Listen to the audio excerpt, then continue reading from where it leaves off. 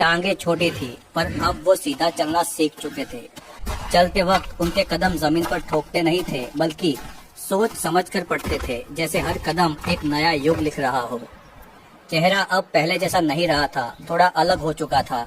जबड़ा थोड़ा आगे निकला था पर उतना भारी नहीं था जितने उनके पुराने पूर्वज ऑस्ट्रालोपिथेकस का होता था। दांत छोटे हो गए थे क्योंकि अब खाना काटने के लिए दांतों पर निर्भर रहना नहीं पड़ता था, क्योंकि उनके पास औजार के रूप में पत्थर थे। लेकिन खुले मैदान में जिंदगी आसान नहीं थी। शिकारी अभी भी मैदान में मौजूद थे। होमो हबिलिस अब सब कुछ समझना और नया नया सीखना चाहते थे। अब ये जीव सिर्फ पत्थर उठाकर नहीं खेलते थे बल्कि उन्हें तोड़कर औजार बनाते थे। एक नर ने ध्यान दिया कि कुछ पत्थर दूसरों से ज्यादा सख्त होते हैं। उससे एक पत्थर से दूसरे पर चोट मारी, टक की आवाज आई और एक धारदार टुकड़ा अलग हो गया। वो टुकड़ा लेकर एक सूखी लकड़ी के पास गया और उसने उस नुकीले पत्थर से सूखी लकड़ी की छाल काटी।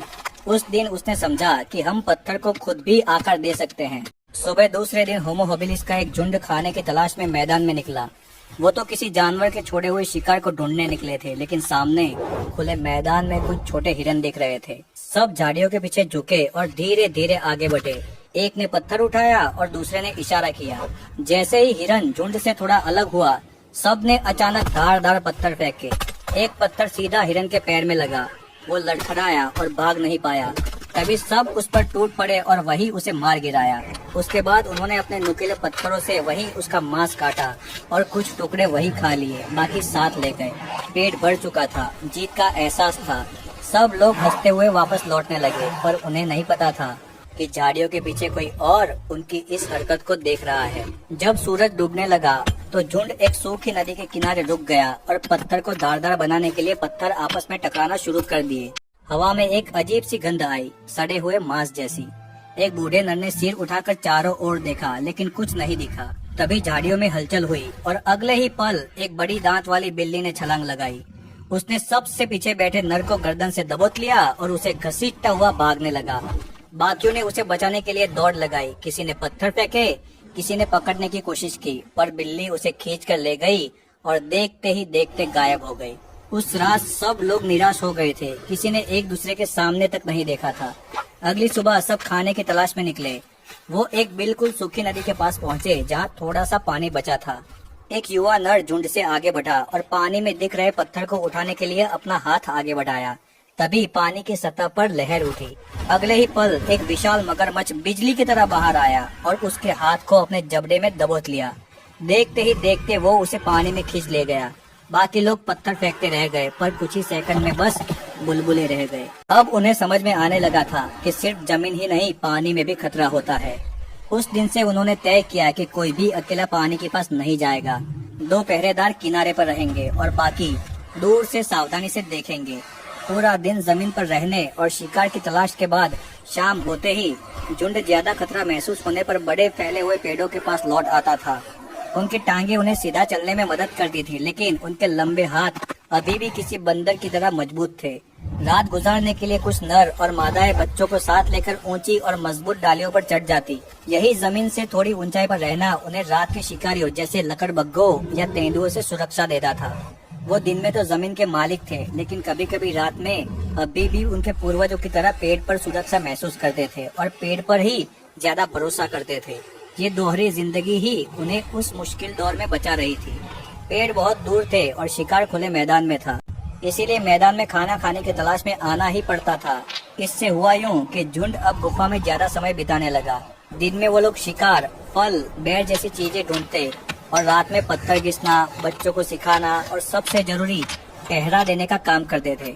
उन लोगों ने गुफा के दरवाजे पर सूखी लकड़ियां डाली और भारी पत्थर रखे ताकि कोई जानवर अंदर ना घुस सके। अंदर बैठने का भी एक नियम बना, बच्चे बीच में रहेंगे और मजबूत नर किनारों पर रहेंगे।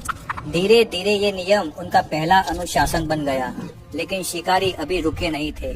एक शाम मैदान में एक बड़े भैंसे का शिकार करके शेर ने बचा कुचा मांस वहीं छोड़ दिया था। वही मांस लेकर वो गुफा की तरफ लौट रहे थे। तभी अचानक एक लकड़बग्घे ने एक मादा पर झपट्टा मारा और उसे कंधे पर काट लिया। बाकी लोगों ने तुरंत पत्थर उठाए, चिल्लाए और उस पर पत्थर फेंके। कुछ पत्थर उसके सिर पर लगे और वो पीछे हट गया, पर मादा घायल होकर गिर पड़ी।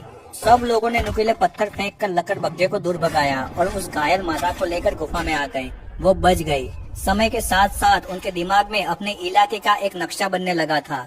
उन्हें याद रहता था कि किस पहाड़ी के पीछे साफ पानी मिलेगा और औजार बनाने के लिए कड़े काले पत्थर कहाँ मिलेंगे। गुफा में बैठकर वो शायद जमीन पर लकड़ी से लकीर खींचकर एक दूसरे को शिकार की दिशा समझाते थे। ये याद रखने की शक्ति उन्हें बचाए रखती थी। कुछ दिन बाद सब कुछ ठीक चल रहा था। बच्चे गुफा के बाहर छोटे पत्थरों से खेल रहे थे कि अचानक ऊपर से पंखों की आवाज आई। एक विशाल शिकारी पक्षी, चील जैसा पर चील से भी बहुत बड़ा था, वो नीचे झपट्टा मार के आया और एक बच्चे को पंजे में जकड़कर उसे उठा ले। बच्चा चिल्लाया, चीखें गूंज उठी, पर एक पल भर में ही वो आसमान में गायब हो गया। उस दिन किसी ने खाना नहीं खाया। सब लोग गुफा के मुहाने पर बैठकर आसमान की ओर देखते रहे। उन्हें एहसास हो गया था कि अब खतरा हर दिशा में होता है। इस खुले मैदान में सरवाइव करना इतना आसान नहीं था। धीरे धीरे होमो हबिलिस ने इन घटनाओं से सीख ली। अब तक वो बड़े जानवरों द्वारा छोड़े गए बचे हुए मांस पर ज्यादा निर्भर रहते थे, पर कभी कभी छोटे शिकार भी वो खुद कर लेते थे। रात में जब गुफा के बाहर कोई तेंदुआ या शेर दहाड़ता तो वो डरते नहीं थे। वो अपने धारदार पत्थरों को जोर जोर से आपस में टकराते और चट्टानों पर मारते। पत्थर से पत्थर टकराने पर एक तेज और डरावनी आवाज निकलती। ये आवाज शिकारियों को चौंका देती थी और दूर भगा देती थी। पत्थर की टंकार अब सिर्फ औजार बनाने के लिए नहीं बल्कि सुरक्षा का हथियार भी बन गई थी। उन्होंने तय किया था कि हर छोटे शिकार के लिए 3 भूमिकाएं होंगी, एक देखने वाला, एक फेंकने वाला और एक घेरने वाला। उन्होंने पत्थरों को और ज्यादा नुकीला बनाना सीखा और उनसे तेजी से काटना सीखा। बच्चों को सिखाया कि कैसे सरसराहट या गंध से शिकारी का अंदाजा लगाया जा सकता है। धीरे धीरे लाखों साल बीतते गए। ऑस्ट्रालोपिथेकस ज्यादातर फल, पेड़, पौधे पर निर्भर थे, लेकिन होमो हबिलिस अब ज्यादातर मांस और मज्जा खाते थे, जिससे उन्हें ज्यादा ताकत और पोषण मिलता था। इस अच्छे खाने के कारण उनका दिमाग बड़ा होने लगा था और वो चीजों को बेहतर तरीके से सोचने और समझने लगे थे। अब वो सोचने वाले इंसान बनने की तरफ बढ़ रहे थे। एक दिन झुंड मैदान में था। अचानक सारे हिरन भागने लगे क्योंकि वहाँ एक शेर आ पहुंचा था। शेर को देखकर होमो हबिलिस भी पेड़ पर चढ़ गए, क्योंकि अभी भी उनके हाथ लंबे थे जैसे उनके पूर्वज बंदरों के थे। ऐसे ही हर दिन सरवाइव करते करते लाखों साल बीतते गए।